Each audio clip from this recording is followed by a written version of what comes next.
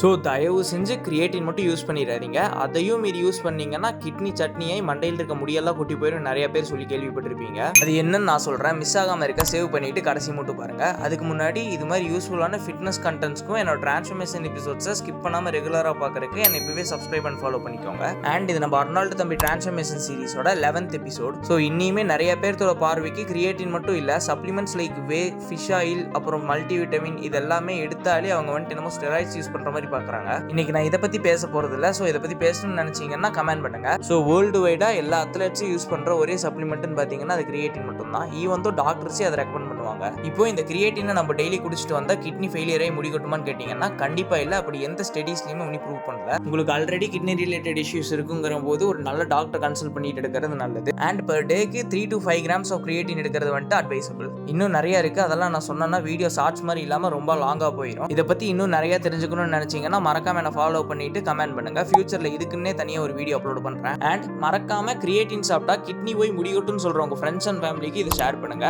அப்புறம் என்ன, கன்சிஸ்டண்டாக இருங்க. நாளைக்கு பார்ப்போம்.